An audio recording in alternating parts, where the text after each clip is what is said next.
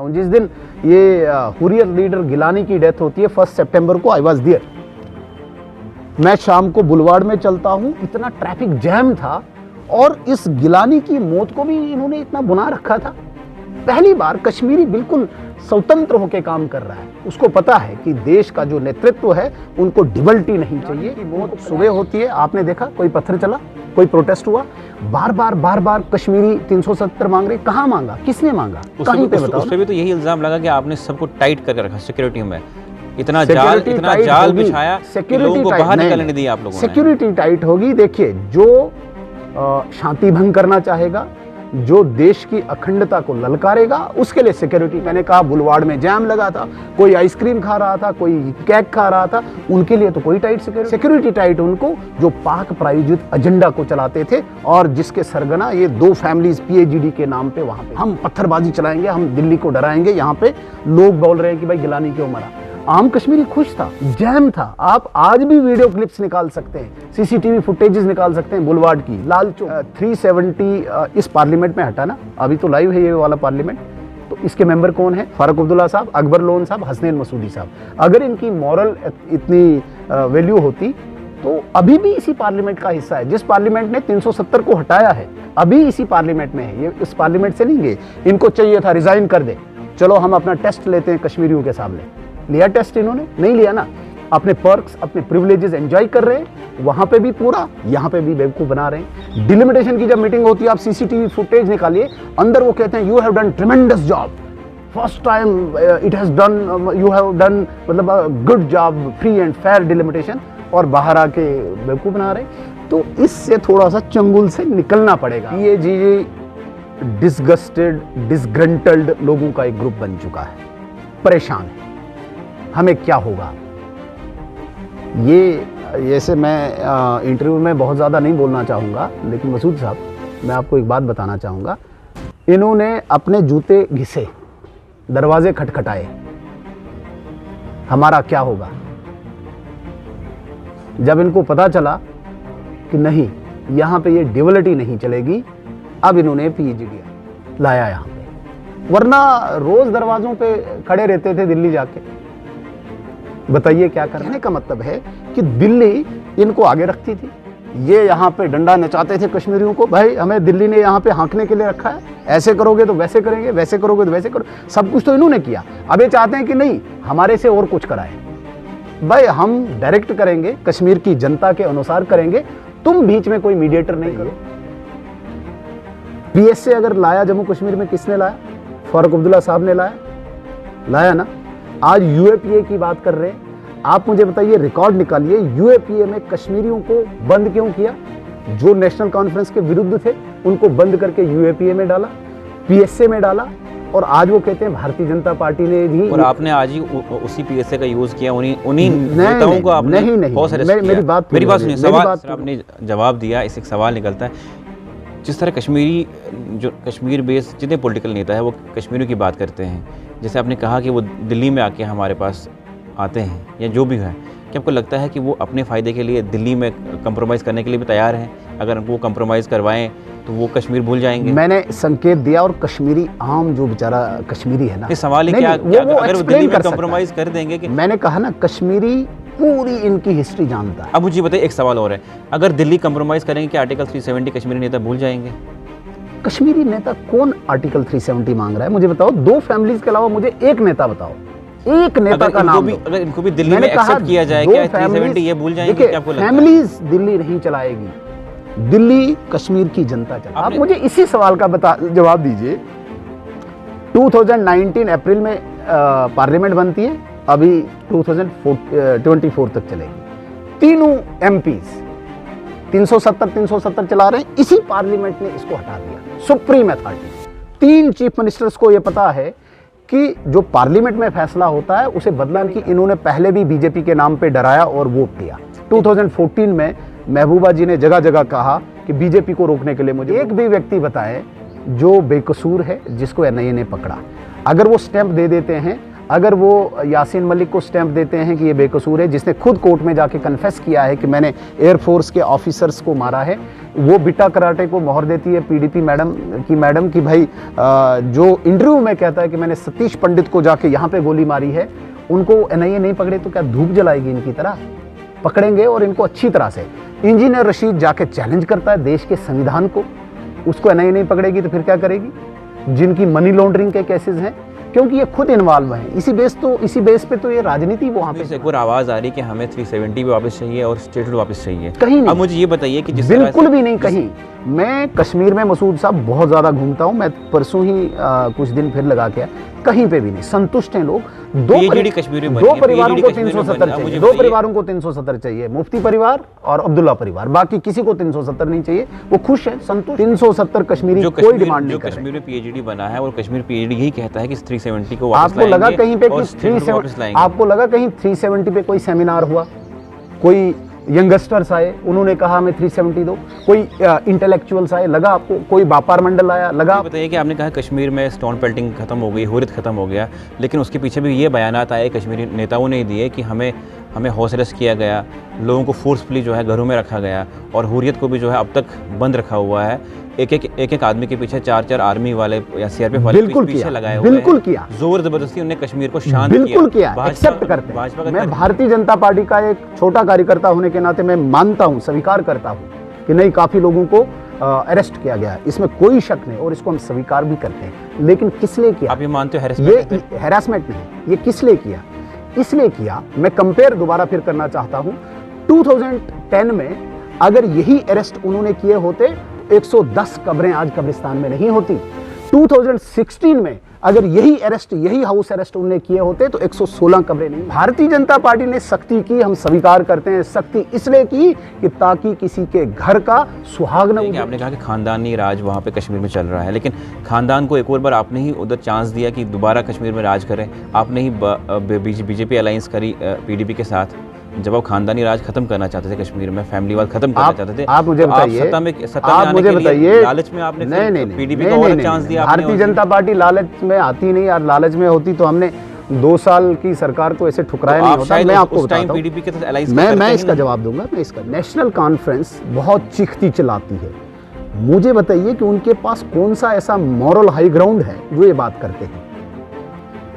उनके दौर में जब उनका टाइम रहा है, जब उनका टेन्योर रहा है, सबसे ज्यादा किलिंग्स जो है कश्मीरियों की जो हुई है, सिविलियंस की जो हुई है, एक आम शहरी की हुई है, एक अमन पसंद कश्मीरी की हुई है, वो नेशनल कॉन्फ्रेंस के दौर में। अपनी कुर्सी को बचाने के लिए नेशनल कॉन्फ्रेंस ने कुछ भी कहा है कभी भी। मैं आपको एक एग्जांपल दूंगा।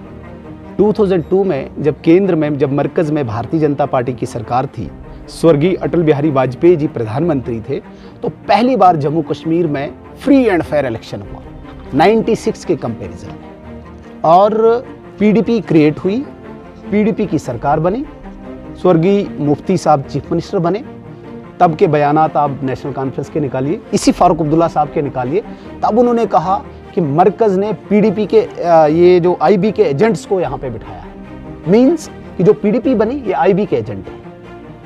मुफ्ती साहब चीफ मिनिस्टर बने, तब तो हर स्पीच में, हर इंटरव्यू में नेशनल कॉन्फ्रेंस और फारूक अब्दुल्ला साहब ने कहा कि आईबी के एजेंट्स बिठाए। तो क्या आज ये गुपकार में आईबी के एजेंट्स हैं? ये लगता है कि अगर आपकी सरकार बनी तो आप रियासत को दर्जे वापस करेंगे, वरना यूटी में कंटिन्यू करेंगे। एक बात और मैं कहूँगा मसूद साहब, आज मेरी बात आप गांठ बांध के रखिए, सरकार केवल भारतीय जनता पार्टी की बनेगी, बनेगी बनेगी बनेगी, इसमें हमें कोई भी दो राय नहीं है।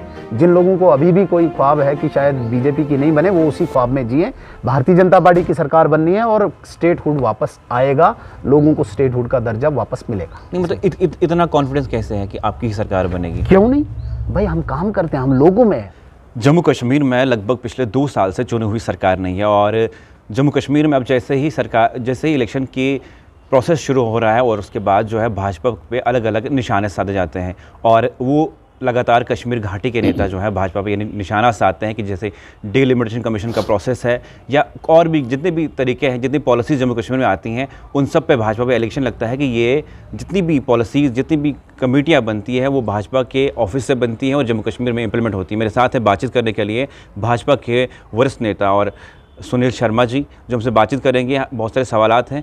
आपका बहुत बहुत स्वागत है। Thank you. पहले मैंने कहा कि 5 अगस्त 2019 के बाद जितनी भी चीज़ें जम्मू कश्मीर में आई, ये निशाना साधते हैं कि कश्मीर घाटी के नेता, ये जो भी चीज़ें जब जम्मू कश्मीर में हो रही है प्रैक्टिकल लैब है और भाजपा सरकार कर रही है। नई दिल्ली से रूल्स आते हैं, कानून आते हैं और जम्मू कश्मीर में लागू होते हैं। क्या आप कहना चाहेंगे इस तरह के जो आप पे आलचन लगते हैं, एलिगेशन लगते हैं, उन सबको किस तरह देखते हैं आप और क्या कुछ कहना चाहेंगे आप? बेसिकली जो 2019 अगस्त 5 का जो फैसला आया, उसके बाद ऑब्वियस है कि जम्मू कश्मीर में बहुत सारी चेंजेस आएंगी। जो बैरियर्स लगे हुए थे और ज़बरदस्ती की एक मानसिकता, एक मेंटलिटी सेट की हुई थी यहाँ पे, वो ऑब्वियस है कि वो चेंज होंगे, उसमें कोई शक नहीं। और रीऑर्गेनाइजेशन जब स्टेट का होता है, अभी यूटी बनी हुई है, रूल्स चेंज होंगे, कुछ नई चीज़ें आएंगी यहाँ पे, तो उसे केवल एक नज़रिए से देखना कि भारतीय जनता पार्टी के एजेंडे को कहीं फुलफिल किया जा रहा है, मुझे मेरे सवाल इसलिए आपको पूछा कि जैसे डीलिमिटेशन प्रोसेस चल रहा है, अलग अलग प्रकार से जितने भी कश्मीरी घाटी के नेता हैं वो आप पे एलिगेशन ये साधते हैं कि डीलिमिटेशन कमीशन कोई डीलिमिटेशन नहीं है, ये भाजपा का कमीशन है। मैं उसी पे आ रहा था। तो ये उनकी गलतफहमी है कि भारतीय जनता पार्टी इस प्रकार की कोई मतलब अपने एजेंडे को यहाँ पे फिट करना चाहती है, उनकी गलतफहमी है। आपने डिलिमिटेशन की बात की, मैं एक एक जो भी अभी तक यहाँ पे घटनाएं घटी हैं, मैं एक एक घटना पे आपको मतलब पूरा एक्सप्लेन कर सकता हूँ। यदि आप सिर्फ डिलिमिटेशन की बात करें तो मुझे लगता है कि आपको थोड़ा सा हिस्ट्री में जाना पड़ेगा, थोड़ा सा इतिहास में जाना पड़ेगा। 1947 से लेके अभी तक किस प्रकार से, जिसे हम कहेंगे कि नाइंसाफ़ी, जिसे कहेंगे हम इनजस्टिस, लोगों के साथ हुआ है, इलाकों के साथ हुआ है, और उस सारे को अनडन करने के लिए ये वाली डिलिमिटेशन बिल्कुल फेयर हुई है, इसमें कोई शक नहीं। मैं सुबह सुबह फेसबुक या सोशल मीडिया देख रहा था तो अचानक कश्मीर के एक मीडिया पोर्टल ने बहुत बड़ी एक कवरेज चलाई है। कुंजर के लोग जमा हुए हैं और उनने कहा कि पहली बार हमें इंसाफ मिला है, पहली बार हमें इंसाफ मिला है। मैं चूंकि कश्मीर का इंचार्ज भी हूँ, केरन सेक्टर के लोग मेरे पास आए, उनने कहा कि पहली बार हमें इंसाफ मिला है। कहाँ केरन, कहाँ करना, जिनका कोई लेना देना ही नहीं। मेरे कहने का मतलब है कि आज तक की जितनी भी डिलिमिटेशंस हुई हैं, उन डिलिमिटेशंस ने एक पर्टिकुलर पार्टी नहीं कहूँगा मैं, एक पर्टिकुलर फैमिली को फ़ायदा दिलाने के लिए उन्होंने एक सिस्टम सेट किया था। पहली बार वो अनडन हुआ है और उसी फैमिली को तकलीफ़ है, और उनके साथ एक और फैमिली जुड़ी हुई है, 2 परिवारों का ये मेल जो है उनको तकलीफ़ हुई है। आम जनमानस जो है, आम जनता जो है कश्मीर की, वो खुश है। वो पहली बार उनको लग रहा है कि शायद इनके चंगुल से कश्मीर बाहर आएगा। जैसे आपने कहा कि आप कश्मीर के इंचार्ज रह चुके हैं, आपने कश्मीर को अच्छे से एनालाइज़ किया होगा। अब मुझे ये बताइए कि कश्मीर के हालात जो है, जो हम आज देख रहे हैं कश्मीर के हालात है, जो पहले से कश्मीर के हालात हैं, क्या आपने एनालाइज़ किया, किस तरह की सिचुएशन है कश्मीर में और क्यों ये सब पीछे जो साल बीते उनमें कश्मीर में इस तरह की चीज़ें देखने को मिली? आतंकवाद है, लोग मारे गए, जवान मारे गए, लोगों की आँखें चली गई, कौन जिम्मेवार है? देखिए, अभी पिछले 2-2.5 सालों से आप जो हालात वहाँ पे देख रहे हैं, आप, मुझे लगता है कि आप डाटा भी ले सकते हैं, कहीं भी जितने भी मीडिया हाउसेस हैं या कोई सरकारी तंत्र है, उससे भी आप डाटा ले सकते हैं। पहली बार इन 2-2.5 सालों में कोई इस प्रकार का क्यास कश्मीर में नहीं है, कोई पत्थरबाजी नहीं है, कोई सिविलियन किलिंग्स नहीं है, पहली बार हुआ है। और ये हुआ सिर्फ भारतीय जनता पार्टी की वजह से हुआ है। केंद्र में मजबूत जो नेतृत्व है, चाहे आदरणीय प्रधानमंत्री जी हैं, चाहे आदरणीय गृह मंत्री जी हैं, उनके मजबूत नेतृत्व, जिसे इच्छा शक्ति, विल कहते हैं, उस मजबूत विल के कारण कश्मीर में इस वक्त कोई सिविल किलिंग नहीं हुई। हाँ, आतंकवादी जो है, टेररिस्ट जो है, उसके लिए फ़ौज को बिल्कुल स्वतंत्र कर दिया है कि उसके साथ कोई कंप्रोमाइज़ नहीं। तो इससे पहले जो आप कहते हैं कि किलिंग्स हुई या वहाँ पे हैंडीकेप्ड हुए लोग, वो कन्फ्यूजन सरकार में भी था, वो कन्फ्यूजन लोगों में भी क्रिएट किया गया था। इस वक्त जो चल रहा है, मैं दोनों चीज़ों को कंपेयर करूँगा। पीछे जो कन्फ्यूजन क्रिएट किया गया था, अभी क्लैरिटी है, कोई ड्यूअलिटी नहीं है। हुर्रियत को भी चलाना है, सेपरेटिस्ट को भी चलाना है, कश्मीरी को भी चलाना है, वो ड्यूअल पॉलिसी थी। ऊपर कांग्रेस, नीचे नेशनल कॉन्फ्रेंस। अभी जो भारतीय जनता पार्टी की सरकार है, क्लियर कि देश की अखंडता, संप्रभुता के साथ कोई कंप्रोमाइज़ नहीं होगा। जो टेररिस्ट है उसको उसकी भाषा में जवाब मिलेगा। लेकिन आम जो सिविलियन है, आम जो कश्मीरी है, उसको सीने से लगा के उसका विकास करेंगे, उसकी जो भी सुख सुविधाएं हैं उसका ध्यान रखेंगे। ये बिल्कुल क्लैरिटी है हमारी मरकज़ की सरकार में, केंद्र की सरकार में। खासकर केंद्रीय गृह मंत्री जी जब पीछे आए थे, उनने भी इस बात को क्लियर किया था, जो मुख्य धारा में हैं, जो लोग देश का विकास चाहते हैं, उनको हम सीने से लगा के आगे चलेंगे। लेकिन देश के प्रति किसी ने भी इसके विरोध में आंख भी उठाई तो उसे बख्शा नहीं जाएगा। इसी के एवज में आप देख लीजिए, प्रीवियस में जो सरकारें थी उन्हें कन्फ्यूजन क्रिएट किया था। आप देख लीजिए, मैं बार बार कहता हूँ इस बात को, मैं यहाँ पे भी दोहराऊंगा, नेशनल कॉन्फ्रेंस बहुत चीखती चलाती है। मुझे बताइए कि उनके पास कौन सा ऐसा मॉरल हाई ग्राउंड है जो ये बात करते हैं। उनके दौर में जब उनका टाइम रहा है, जब उनका टेन्योर रहा है, सबसे ज़्यादा किलिंग्स जो है कश्मीरियों की जो हुई है, सिविलियंस की जो हुई है, एक आम शहरी की हुई है, एक अमन पसंद कश्मीरी की हुई है, वो नेशनल कॉन्फ्रेंस के दौर में हुई है। आज वो कहते हैं कि नहीं जी, कश्मीरियों को जेलों में बंद रखा है। मुझे बताइए, PSA अगर लाया जम्मू कश्मीर में, किसने लाया? फारूक अब्दुल्ला साहब ने लाया ना। आज UAPA की बात कर रहे हैं। आप मुझे बताइए, रिकॉर्ड निकालिए, UAPA में कश्मीरियों को बंद क्यों किया? जो नेशनल कॉन्फ्रेंस के विरुद्ध थे उनको बंद करके UAPA में डाला, PSA में डाला, और आज वो कहते हैं भारतीय जनता पार्टी ने ही। और आपने आज ही उसी PSA का यूज किया, उन्हीं नेताओं को आपने नहीं, मेरी बात पूरी होने दीजिए। ये जो PSA अगर आज हम लगा रहे हैं, मैं बार बार कहता हूं कि आप उसका रिजल्ट भी देखिए। कहीं पे भी किसी सिविलियन किलिंग होने दी, कहीं पे उन पे PSA लगा जो सिविल किलिंग्स में इन्वॉल्व थे, जो वहाँ पे नेशनल कॉन्फ्रेंस का एक तंत्र जिन्होंने तैयार कर रखा था, जिन्होंने एक तरफा मतलब वो वार चला रखी थी। मेरा ये कहना है कि वो अपने आप को बड़ा एलीट समझते हैं, वो दो फैमिलीज़, कि वो करें तो बहुत अच्छा, अगर दूसरा कोई करे तो नहीं, ये गलत कर रहे हैं। उन्होंने इंस्टीट्यूशन का मिसयूज़ किया। डिलिमिटेशन की बात वो करते हैं, इंस्टीट्यूशन चाहे सिविल ब्यूरोक्रेसी थी, चाहे पुलिस थी। आप 96 का इलेक्शन देखिए, आप 2002 का इलेक्शन कंपेयर कीजिए। पहली बार जब भारतीय जनता पार्टी की सरकार थी, वाजपेयी जी प्रधानमंत्री थे, उन्होंने दरवाजे खोले आम कश्मीरियों के लिए। एक फैमिली को ये नहीं कहा कि भाई तुम एलीट हो, तुम कश्मीर को चलाओगे, आम कश्मीरी चुनाव लड़ सकता है। तो पहली बार 2002 में हुआ। और इस बार का जो चुनाव होने जा रहा है, जिससे पहली प्रक्रिया अभी कंप्लीट हुई है, जिसे हम डिलिमिटेशन कहते हैं, ये मैं कहता हूं कि mother of all free and fair elections होगा।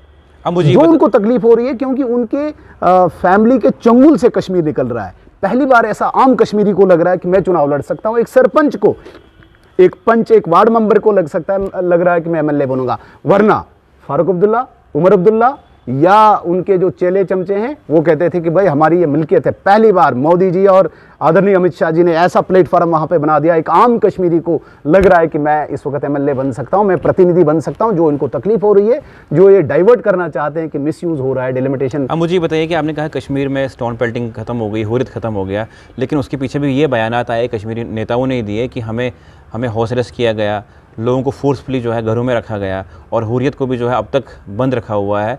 एक आदमी के पीछे 4 आर्मी वाले या CRPF वाले पीछे लगाए हुए हैं। बिल्कुल किया, जोर जबरदस्ती उन्होंने कश्मीर को शांत बिल्कुल किया, एक्सेप्ट करते हैं। मैं भारतीय जनता पार्टी का एक छोटा कार्यकर्ता होने के नाते मैं मानता हूं, स्वीकार करता हूं कि नहीं, काफी लोगों को अरेस्ट किया गया, इसमें कोई शक नहीं, और इसको हम स्वीकार भी करते हैं। लेकिन किस लिए किया? आप ये मानते हो ये हैरेसमेंट नहीं, ये किस लिए किया? इसलिए किया, मैं कंपेयर दोबारा फिर करना चाहता हूं। 2010 में अगर यही अरेस्ट उन्होंने किए होते तो 110 कब्रें आज कब्रिस्तान में नहीं होती। 2016 में अगर यही अरेस्ट, यही हाउस अरेस्ट उन्होंने किए होते तो 116 कब्रें नहीं होती। आज जब आम कश्मीरी अपने हमसाये में देखता है, उसका लाल वहाँ से जा चुका है, किसी का सुहाग उजड़ चुका है, किसी का लगते जिगर जा चुका है, वो किसके कारण हुआ है? क्यों? क्योंकि उन्होंने खुली छूट दे रखी थी उस वक्त, आम सिविलियन किलिंग्स कर रखी थी। मैं बार बार कहता हूँ कि आज वो कब्रें सवाल पूछती है। आप उन कब्रिस्तानों में जाके देखो, वो सवाल पूछते हैं, क्या वही लोग हैं ये? आज कश्मीरी को सोचना होगा, कश्मीरी को ये फैसला करना होगा कि ये टाइम आ चुका है जिन्होंने इसको खून से लथपथ किया है। भारतीय जनता पार्टी ने सख्ती की, हम स्वीकार करते हैं। सख्ती इसलिए की कि ताकि किसी के घर का सुहाग न उजड़े, ताकि किसी के घर का जवान न जाए। और हमें बड़ी खुशी है, बड़ी प्रसन्नता है, जो हमने साल एक सख्ती की, एक चिड़िया का भी पर नहीं कटने दिया। और जो उन्होंने सख्ती नहीं की, 110 कब्रें उनके नाम पे हैं, जो आज चला चला के पूछती हैं उमर अब्दुल्ला साहब से, फारूक अब्दुल्ला साहब से, क्या आप वही हो जिन्होंने हमें इन कब्रों तक पहुंचाया है? ये तो मैं बल्क में कहता हूं 110 116। आप इतिहास निकालिए, कितने सिविलियन किलिंग्स हुए, कितने हैंडीकेप्ड हुए, कितने घर उजाड़े। तो इसमें हम एक्सेप्ट करते हैं सख्ती की, हमारे गृह मंत्रालय ने सख्ती की, फोर्सेज ने सख्ती की, ताकि कोई सिविलियन किलिंग ना हो। आप मुझे बताइए कि आपने कहा कि खानदानी राज वहाँ पे कश्मीर में चल रहा है, लेकिन खानदान को एक और बार आपने ही उधर चांस दिया कि दोबारा कश्मीर में राज करें। आपने ही बीजेपी अलायंस करी पीडीपी के साथ, जब आप खानदानी राज खत्म करना चाहते थे कश्मीर में, फैमिलीवाद खत्म करना चाहते थे। आप मुझे बताइए, सत्ता में आने के लिए लालच में आपने पीडीपी को और चांस दिया। भारतीय जनता पार्टी लालच में आती नहीं यार, लालच में होती तो हमने 2 साल की सरकार को ऐसे ठुकराया नहीं होता। मैं आपको बताता हूं, पीडीपी के साथ अलायंस मैं इसका जवाब दूंगा, 2014 में एक तरफ वो, एक तरफ हम, एक तरफ दूसरी पार्टी, आम पार्टियों की तरह हमने चुनाव लड़ने के बाद पब्लिक ने एक मैंडेट दिया। हमारे 25 लोग आए, पीडीपी के 28 आए, इसी प्रकार से कांग्रेस एनसी के भी अपने वो आए। देखिए, काफ़ी बार आपने लोगों के फैसले को भी स्वीकार करना होता है। हर वक्त आप, इस वक्त भारतीय जनता पार्टी कहती कि नहीं हमें सरकार नहीं बनानी है, तो जो लोगों ने उस वक्त मैंडेट दिया था हमने उसको स्वीकार किया, लेकिन हमने एजेंडे को अपने को कॉम्प्रोमाइज़ नहीं किया। हमने जो मैंडेट आया था उसको एक जॉइंट वेंचर की तरह, एक अलायंस की तरह चलाया, सरकार व्यवस्था देने के लिए। क्योंकि देखिए इस वक्त सरकार नहीं है, बहुत सारे लोग, मतलब बहुत सारे क्या, सब लोग यही चाहते हैं कि जल्दी से जल्दी पॉपुलर गवर्नमेंट आए। तो हम बार बार चुनाव होने के बाद भी पब्लिक के फैसले को नकार नहीं सकते हैं।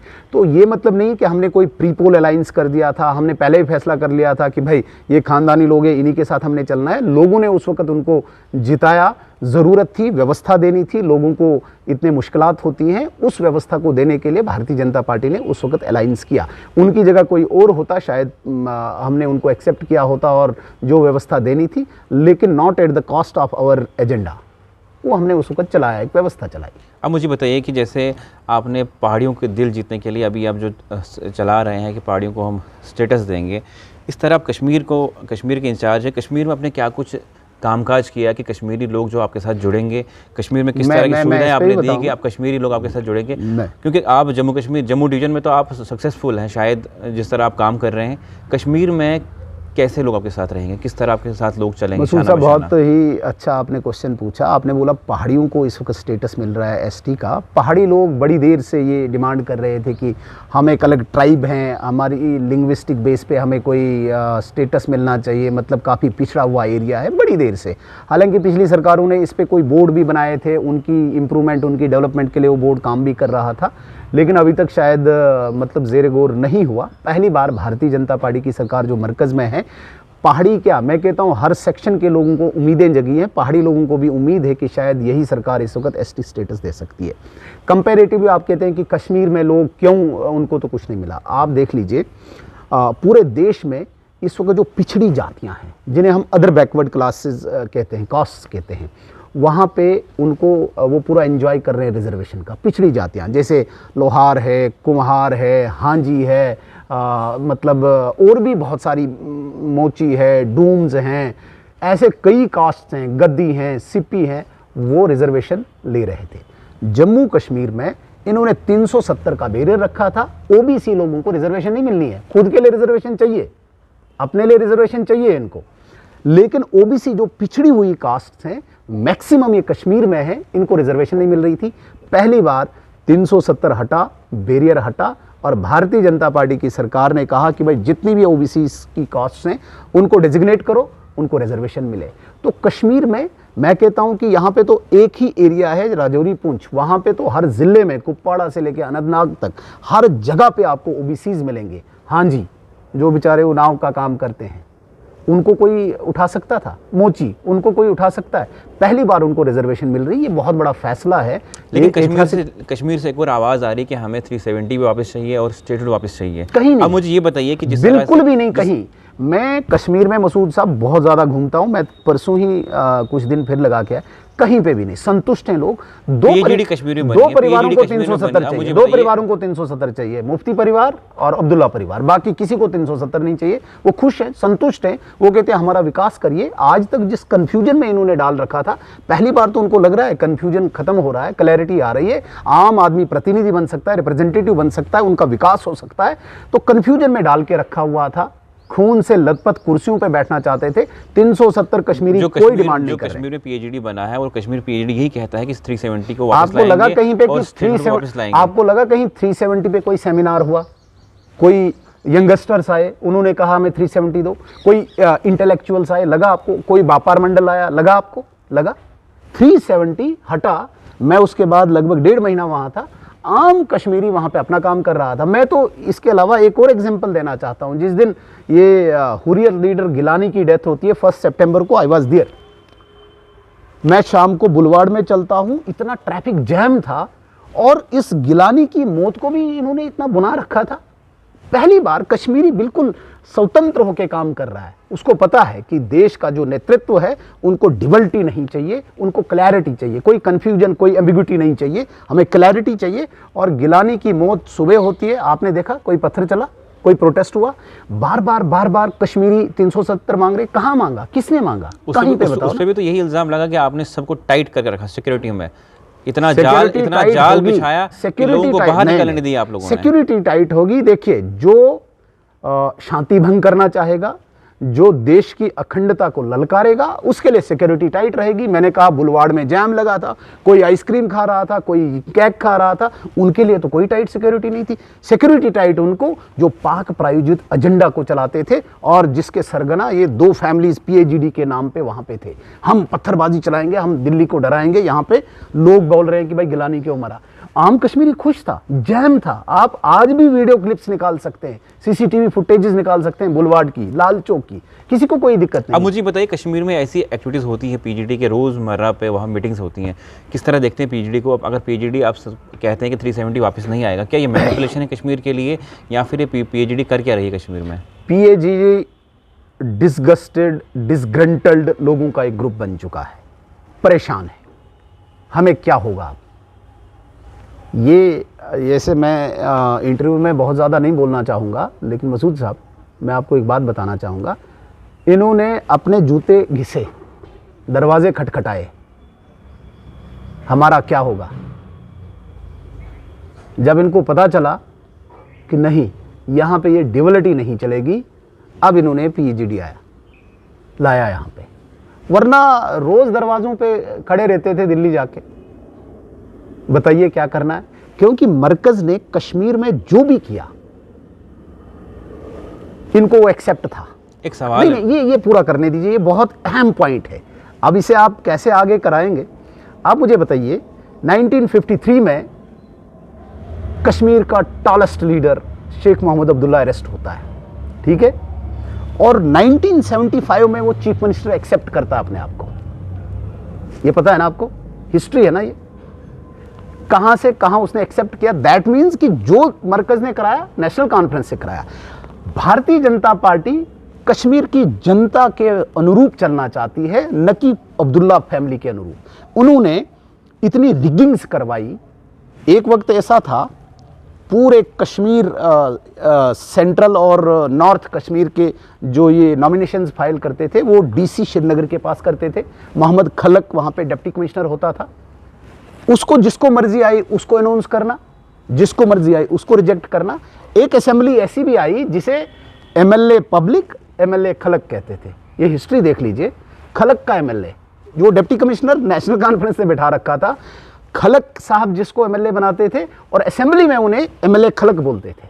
तो इस प्रकार का एक निज़ाम उन्होंने खड़ा किया था। मेरे कहने का मतलब है कि दिल्ली इनको आगे रखती थी। ये यहाँ पे डंडा नचाते थे कश्मीरियों को, भाई हमें दिल्ली ने यहाँ पे हाँकने के लिए रखा है, ऐसे करोगे तो वैसे करेंगे, वैसे करोगे तो वैसे करो। सब कुछ तो इन्होंने किया। अब ये चाहते हैं कि नहीं, हमारे से और कुछ कराएं। भाई हम डायरेक्ट करेंगे, कश्मीर की जनता के अनुसार करेंगे। तुम बीच में कोई मीडिएटर नहीं करोगे, तुम कोई दलाली नहीं करोगे, सीधे चलोगे देश के साथ।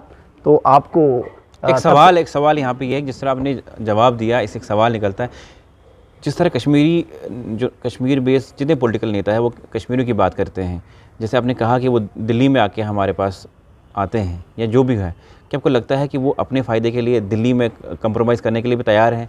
अगर उनको कंप्रोमाइज़ करवाएं तो वो कश्मीर भूल जाएंगे? मैंने संकेत दिया, और कश्मीरी आम जो बेचारा कश्मीरी है ना, ये सवाल है नहीं, क्या, नहीं, क्या वो अगर वो explain दिल्ली में कर सकता है। कंप्रोमाइज़ कर देंगे कि मैंने कहा ना, कश्मीरी पूरी इनकी हिस्ट्री जानता है। अब मुझे बताइए, एक सवाल और है, अगर दिल्ली कंप्रोमाइज़ करेंगे कि आर्टिकल 370 कश्मीरी नेता भूल जाएंगे? कश्मीरी नेता कौन आर्टिकल 370 मांग रहा है? मुझे बताओ, 2 फैमिलीज के अलावा मुझे एक नेता बताओ, एक नेता का नाम दो। अगर इनको भी दिल्ली में मैंने कहा, एक्सेप्ट किया जाए, 2 क्या families- 370 ये भूल जाएंगे? देखिए, क्या आपको लगता है? फैमिलीज दिल्ली नहीं चलाएगी, दिल्ली कश्मीर की जनता चलाएगी, क्योंकि इन्होंने पहले भी बीजेपी के नाम पे डराया और वोट किया। 2014 में महबूबा जी ने जगह जगह कहा कि बीजेपी को रोकने के लिए मुझे वोट दो, बीजेपी की, भाई हमने सरकार चलानी है। इससे पहले आप मुझे बताइए, जब इन्होंने ऑटोनॉमी का रेजोल्यूशन पास किया तब सरकार किसकी थी? केंद्र में भारतीय जनता पार्टी की सरकार थी, जिसने उस ऑटोनॉमी के रेजोल्यूशन को रिजेक्ट कर दिया। और उमर अब्दुल्ला साहब तो एंजॉय कर रहे थे मिनिस्ट्री। कश्मीरी कितनी बार बेवकूफ़ बनाएंगे आप? अभी इन्होंने 370 इस पार्लियामेंट में हटा ना, अभी तो लाइव है ये वाला पार्लियामेंट, तो इसके मेंबर कौन है? फारूक अब्दुल्ला साहब, अकबर लोन साहब, हसनैन मसूदी साहब। अगर इनकी मॉरल इतनी वैल्यू होती तो अभी भी इसी पार्लियामेंट का हिस्सा है। जिस पार्लियामेंट ने 370 को हटाया है, अभी इसी पार्लियामेंट में है। ये इस पार्लियामेंट से नहीं गए। इनको चाहिए था रिजाइन कर दे, चलो हम अपना टेस्ट लेते हैं कश्मीरियों के सामने। लिया टेस्ट इन्होंने? नहीं लिया ना। अपने पर्क्स, अपने प्रिविलेजेस एंजॉय कर रहे हैं, वहां पे भी पूरा, यहाँ पे भी बेवकूफ़ बना रहे हैं। डिलिमिटेशन की जब मीटिंग होती है, आप सीसीटीवी फुटेज निकालिए, अंदर वो कहते हैं you have done tremendous job, first time it has done, you have done, मतलब good job, free and fair delimitation, और बाहर आके बेवकूफ़ बना रहे। तो इससे थोड़ा सा चंगुल से निकलना पड़ेगा। अभी आप मुझे इसी सवाल का जवाब दीजिए। 2019 अप्रैल में पार्लियामेंट बनती है, अभी 2024 तक चलेगी। तीनों एमपीज 370 चला रहे हैं, इसी पार्लियामेंट ने इसको हटा दिया। सुप्रीम अथॉरिटी, 3 चीफ मिनिस्टर्स को यह पता है कि जो पार्लियामेंट में फैसला होता है उसे बदला नहीं जाता है। इसलिए कश्मीरियों को दोबारा बेवकूफ़ न बनाएं। ये बेचारे बहुत आज तक आप इनको एक्सपोज तो कर रहे हैं, मगर ये सवाल है मेरा ये सवाल है कि जैसे हमने कहा 370 वापस नहीं आएगा, वैसे वो लोग कहते हैं कि जो भाजपा ये बिज़नेस कर रही है, आपने कहा कि उन्होंने डीडीसी में क्या किया, वो ये करते हैं कि भाजपा पॉलिटिक्स नहीं कर रही, भाजपा बिज़नेस कर रही है, भाजपा धमका के लोगों को अपने साथ जोड़ रही है, जिसने ज्वाइन करना है ठीक है, नहीं तो उसके केस खोले जाते हैं। क्या ये भी सच है? देखिए, भारतीय जनता पार्टी वर्ल्ड की सबसे बड़ी पार्टी है इस वक्त, इसको आप भी मानते हैं। 8 जिलों की पार्टी, 8 जिलों की पार्टी है ना नेशनल कॉन्फ्रेंस, अब 8 में भी वो सिमट चुकी है। तो हम डायरेक्ट काउंटर पार्ट नहीं बनना चाहते इतनी छोटी पार्टी का। भाजपा ये कर रही है, भाजपा वो कर रही है, भाजपा क्या कर रही है?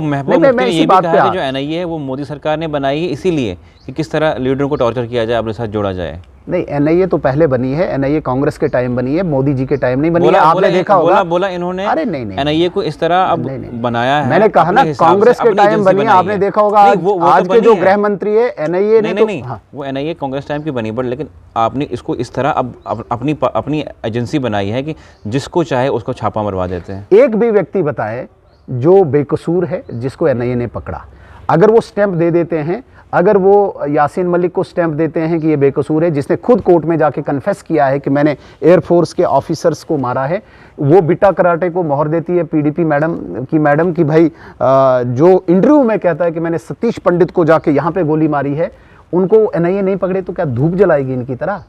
पकड़ेंगे और इनको अच्छी तरह से। इंजीनियर रशीद जाके चैलेंज करता है देश के संविधान को, उसको एनआईए नहीं पकड़ेगी तो फिर क्या करेगी? जिनकी मनी लॉन्ड्रिंग के केसेस हैं, क्योंकि ये खुद इन्वॉल्व हैं। इसी बेस पे तो ये राजनीति वहाँ पे चला रहे थे। वो राजनीति अब इनकी ख़त्म हो चुकी है। हाँ, आप कहते हैं कि मैं पहले कह रहा था कि हमारा काउंटर पार्ट पीडीपी या एनसी नहीं है, हमारी बहुत बड़ी पार्टी है।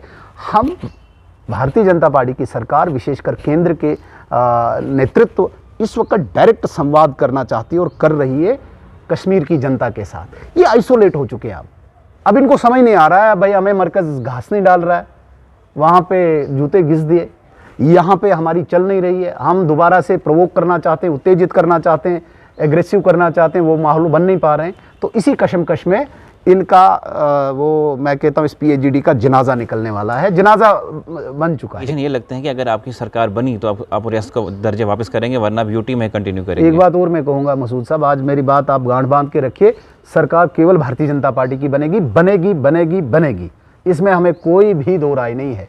जिन लोगों को अभी भी कोई ख्वाब है कि शायद बीजेपी की नहीं बने, वो उसी ख्वाब में जिए।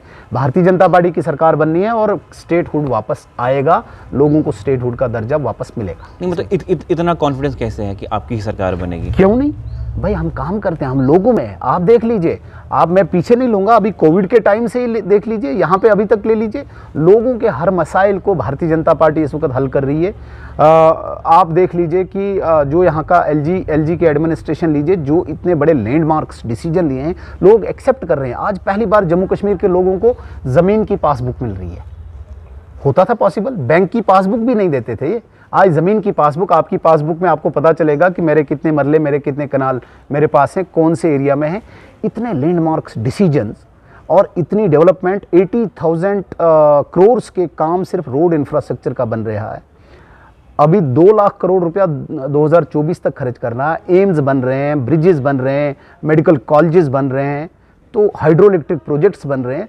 लोग हमें नहीं जिताएंगे तो और क्या, कांग्रेसियों को जिताएंगे, जिनके ज़मीन से लेके आसमान तक घोटाले हुए हैं, जिनके यहाँ पे JKCA क्रिकेट एसोसिएशन से लेके हाजी यूसुफ तक पे घोटाले हुए हैं। अंदर घर में नेशनल कॉन्फ्रेंस के उसको उन्होंने मार दिया था हाजी यूसुफ को, जिसका घोटाला निकला हुआ था, इनका घोटाला निकला, तो इनको जिताएंगे। हिस्ट्री में नाम आ चुका है, 370 हटने के बाद हिस्ट्री बन चुकी है, तो ये हिस्ट्री बन चुकी है, अब इसको आगे चलाना है। चलिए, बहुत बहुत शुक्रिया। ये थे मेरे साथ सुनील शर्मा जी, जो भाजपा के वरिष्ठ नेता हैं। लगातार हम बात कर रहे थे कि जम्मू कश्मीर में सबसे बड़ा मुद्दा कश्मीर है और कश्मीर की सियासत से ही जम्मू कश्मीर के सारे मसले हल होते हैं। अगर कश्मीर के मसले हल हुए तो जम्मू कश्मीर को एक पीसफुली जो है स्टेट माना जाएगा। लेकिन आज हमने बातचीत की कश्मीर मसले पर और इन्होंने बहुत सारी बातें की जिससे कश्मीरी नेताओं को शायद इन्होंने एक्सपोज कर दिया। कश्मीर की जनता देख रही है। मैं चाहता हूँ कि जो बातें इन्होंने कही और जिस तरह इन्होंने कहा कि कश्मीरी नेता दिल्ली आके एक बात कहते हैं और जम्मू जब कश्मीर में आते हैं तो दूसरी बात कहते हैं, क्या आपको लगता है कश्मीरी नेता कश्मीरियों को मैनिपुलेट कर रहे हैं? और जो भाजपा अपनी बात रख रही है जम्मू कश्मीर के लिए, क्या भाजपा ईमानदारी से और क्या भाजपा सच बोल रही है कि अगले आने वाले टाइम में क्या कुछ होगा जम्मू कश्मीर में? आप किस हद तक सहमत हैं, ज़रूर लिखिएगा।